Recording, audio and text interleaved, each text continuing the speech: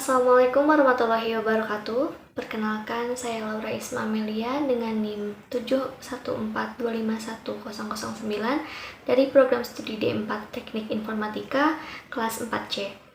Pada kesempatan kali ini, saya akan membuat sebuah program Java untuk memenuhi salah satu tugas mata kuliah Algoritma dan Struktur Data 2 dengan dosen pengampu Bapak Dias Firdaus MT. Sebelumnya, saya akan membacakan terlebih dahulu studi kasus dari program yang akan saya buat. Untuk kasusnya adalah perhitungan gaji karyawan harian dengan ketentuan sebuah perusahaan memiliki beberapa karyawan harian. Setiap karyawan memiliki nama, jabatan, dan jumlah hari kerja dalam 1 bulan. Kemudian, gaji setiap karyawan dihitung berdasarkan jabatan dan jumlah hari kerja.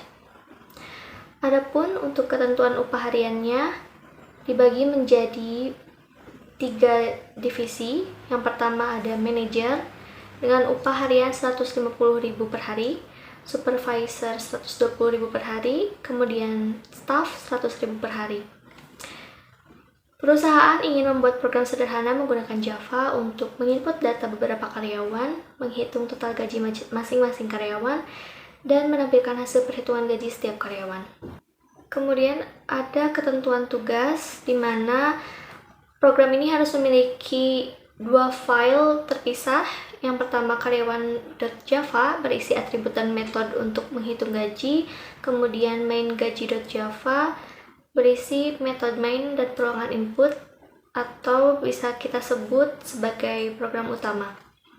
Kemudian program ini harus menggunakan perulangan for untuk menginput beberapa data karyawan, kemudian menggunakan kondisi if-else untuk menentukan gaji berdasarkan jabatan, kemudian output menampilkan nama, jabatan, jumlah hari, dan total gaji. Baiklah, untuk program ini saya akan membuatnya menggunakan tools Visual Studio Code. Jadi setelah masuk ke Visual Studio Code, kita coba untuk membuat project baru Java. Di sini kita tentukan terlebih dahulu foldernya. Untuk programnya sendiri ini akan kita buat di folder src. Saya akan membuat 2 file, yaitu karyawan.java dan main.gaji.java. Saya akan membuat program di file karyawan terlebih dahulu. Ini kita tentukan atributnya terlebih dahulu. Di sini untuk atribut nama saya beri variabel string, kemudian jabatan juga string, untuk jumlah hari kerjanya integer, dan untuk total gaji ini bertipe double. Kemudian kita buat konstruktor.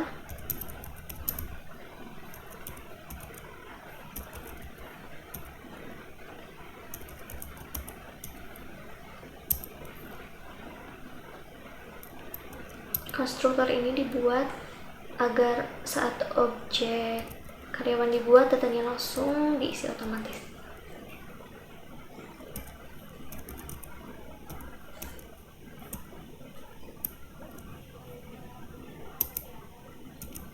Kita panggil atribut yang dibuat.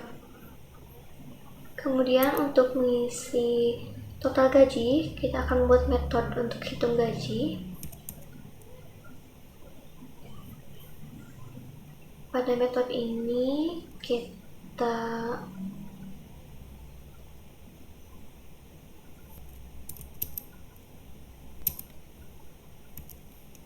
gunakan if-else untuk menentukan upah harian karyawan berdasarkan jabatan. Di sini ada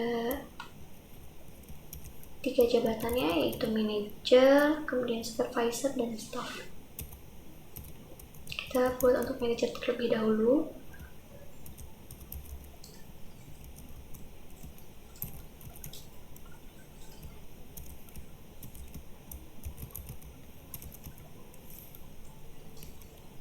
Manajer ini upahnya 150.000.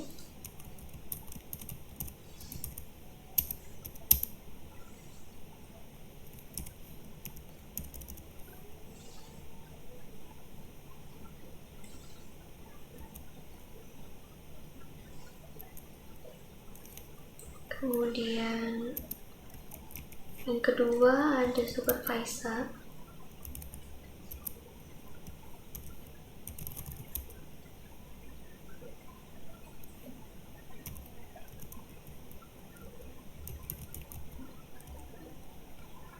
Supervisor ini upah hariannya 120.000.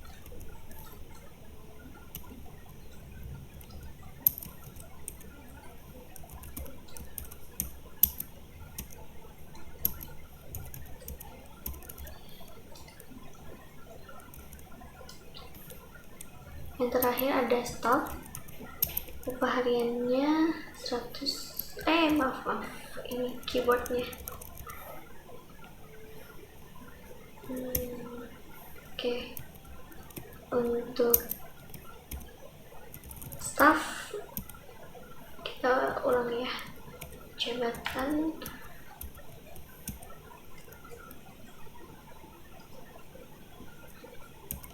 staff sebesar 100.000.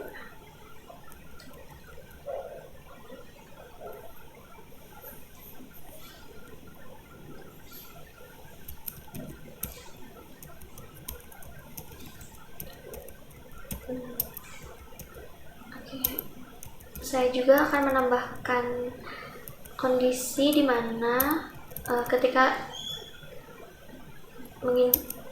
salah menginput nama jabatan, maka akan muncul keterangan jabatan tidak valid.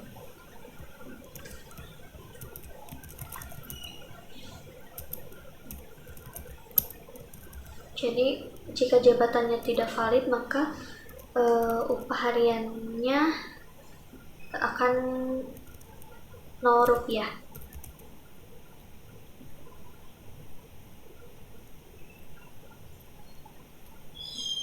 Tambahkan keterangan namanya di sini.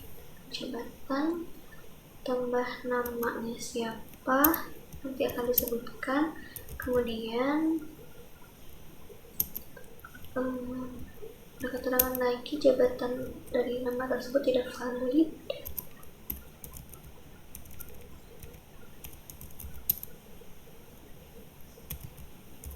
Maka gaji RP0.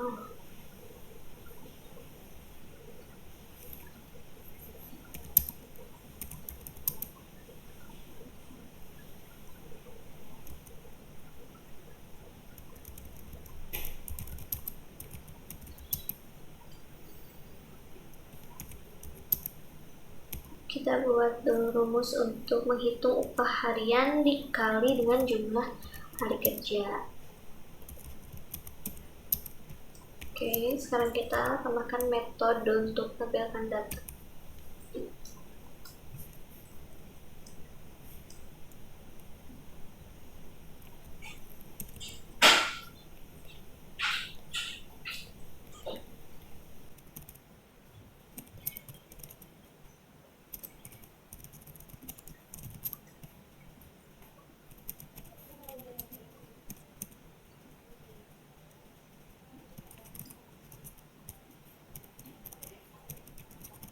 Kita copy saja ya biar agar mudah.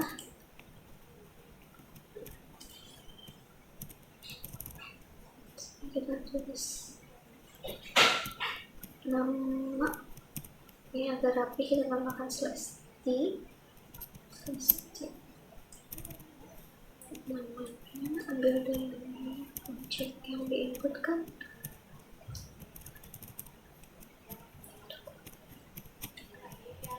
Ada jabatan,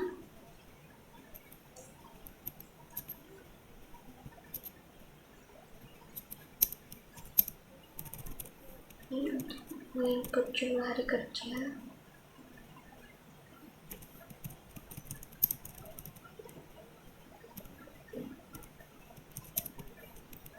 Kemudian total gaji.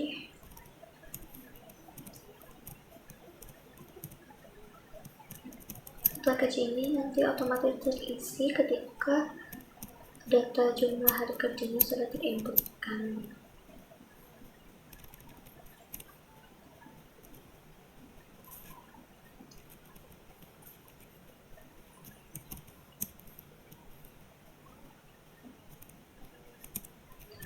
Saya akan membuat garis untuk memisahkan data per karyawannya agar lebih rapi.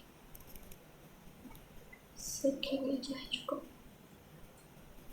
Baik, untuk program karyawan sudah selesai. Kita lanjut ke main gaji.java.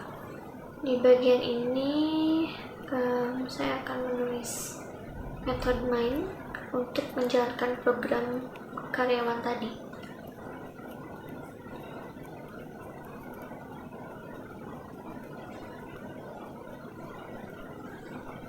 Oh ya, karena di program ini akan menginputkan data, maka kita import library, input dari library Java.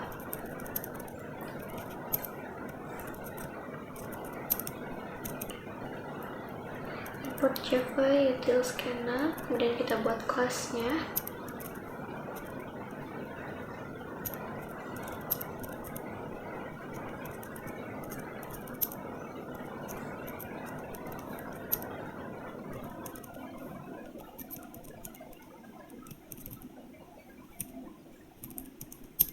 Di sini kita tambahkan scanner input.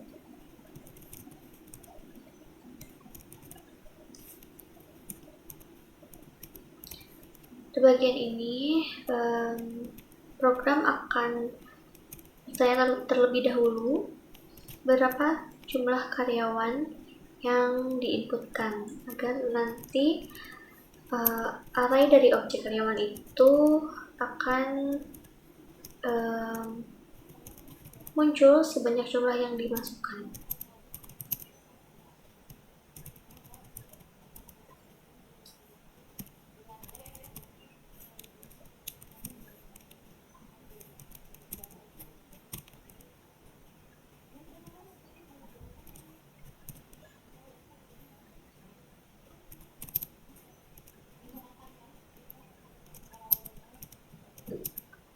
Kita gunakan perulangan for untuk input data karyawan satu persatu, mulai dari namanya, kemudian jabatan, dan jumlah hari kerjanya. Mohon maaf, ternyata tadi ada kesalahan teknis. Ternyata videonya tidak terekam, jadi saya akan membahas ulang mengenai inputan tadi di inputan karyawan ya. Ini kodenya sudah jadi. Kemudian di sini ada array dari objek karyawan, di mana nanti akan menampilkan data karyawan sebanyak jumlah yang dimasukkan tadi ya. Kemudian di sini ada perulangan for untuk menginput data karyawan satu persatu, mulai dari nama, jabatan, dan jumlah hari kerja. Kemudian di sini setiap kali datanya diinput, maka objek baru dari kelas karyawan disimpan ke dalam array. Yang terakhir ini ada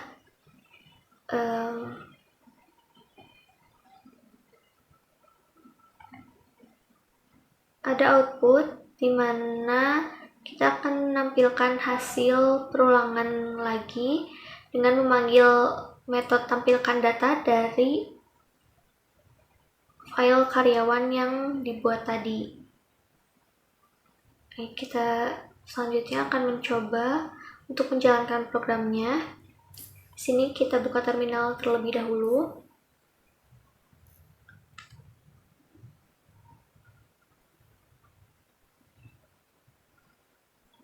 Baik, karena programnya disimpan di folder src, maka kita ubah dulu foldernya menuju ke folder src tadi. Kemudian kita ketik java main.gaji.java.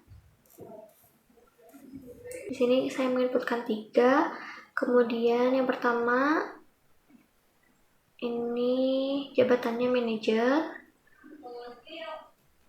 Yang kedua jabatannya supervisor. Kemudian yang ketiga staff. Baik, di sini sudah muncul. Untuk yang jabatannya manajer itu total gajinya segini ya. Untuk supervisor juga sudah muncul dan staff juga sudah muncul. Ini untuk data yang valid. Kemudian kita coba untuk data yang tidak valid. Di sini terdapat keterangan bahwa jabatan Laura tidak valid, maka gaji RP 0. Hal itu karena di dalam program ini manajer itu tertulisnya manager memakai huruf G, sedangkan yang saya input di sini manajer menggunakan huruf J. Jadi datanya tidak valid. Maka total gaji pun sebesar 0 rupiah. Program perhitungan gaji karyawan dengan menggunakan Java ini sudah selesai dibuat. Dari tugas kali ini saya belajar membuat kelas dan objek, kemudian bagaimana caranya membuat konstruktor dan metode, dan menerapkan logika if else, juga for loop. Program ini bisa dikembangkan lebih jauh, namun untuk kali ini saya cukupkan sekian. Terima kasih atas perhatiannya. Assalamualaikum warahmatullahi wabarakatuh.